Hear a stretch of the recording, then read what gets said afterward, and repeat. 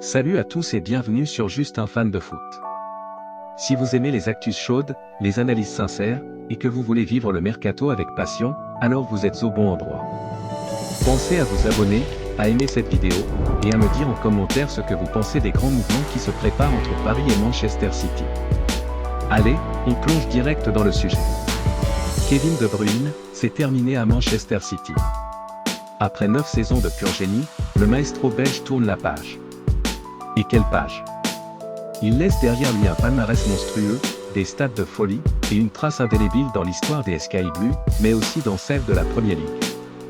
Maintenant, la question, c'est simple, qui pour le remplacer? Eh bien, selon plusieurs sources dont Fichage, Manchester City aurait un nom en tête, João Neves. Le jeune milieu portugais du PSG, arrivé l'été dernier en provenance de Benfica, s'est imposé comme une pièce essentielle du 11 de Luis Enrique. Énorme volume de jeu, intelligence tactique, personnalité. Il coche toutes les cases. Et Manchester City serait prêt à sortir 100 millions d'euros pour le faire venir. Mais voilà. À Paris, c'est non. Du moins, pour l'instant.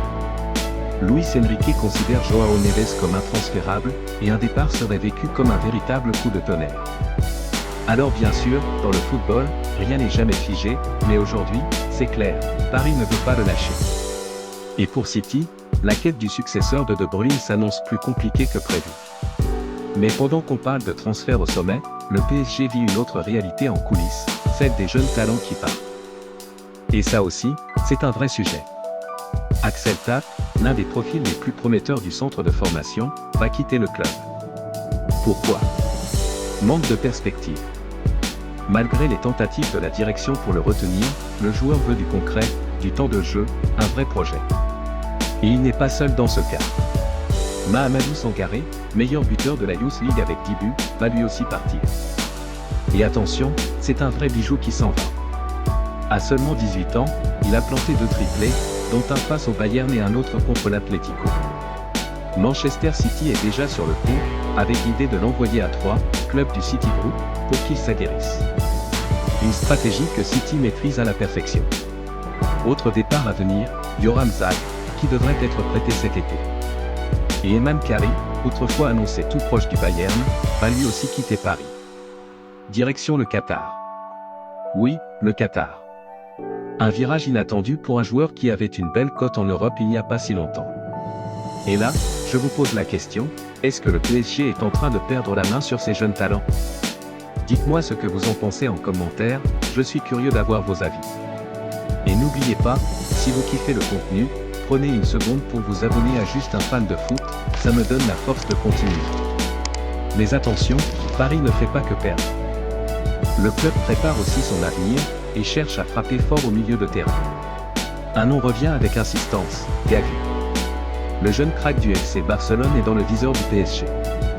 Et devinez qui pousse en interne? Luis Enrique, évidemment. Il connaît Gavi par cœur. Il a travaillé avec lui en sélection, il croit dur comme fer en son potentiel, et il est persuadé qu'il collerait parfaitement à son système à Paris. Le problème, c'est que Gavi est sous contrat avec le Barça jusqu'en 2030. Et même s'il joue moins cette saison sous Hans-Dieter Flick, le club catalan ne veut pas le laisser filer aussi facilement. Encore moins au PSG, vu les précédents Neymar et Messi. Sa valeur? Environ 70 millions d'euros selon Transfermarkt, mais on peut imaginer que le Barça demandera bien plus. Reste que Paris a les moyens, et l'argument affectif avec Luis Enrique.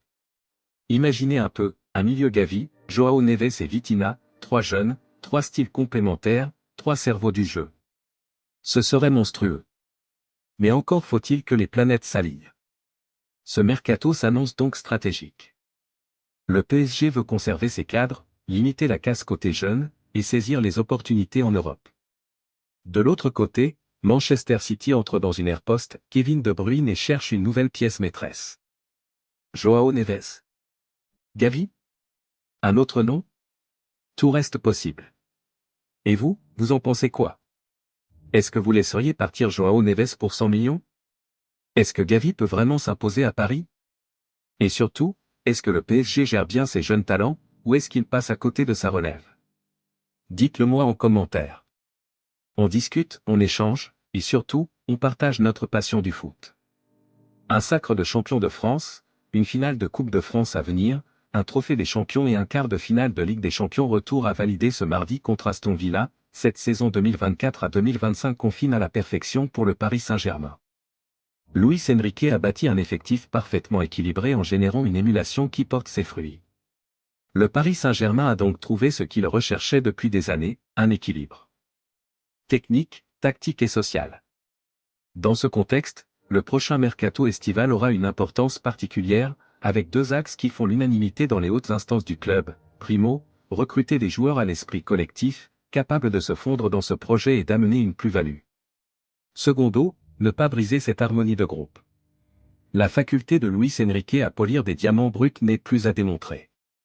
De Bradley Barcola à Warren Zaïre-Emery, en passant par Désiré Doué cette année, les jeunes talents du football français franchissent un cap à Paris.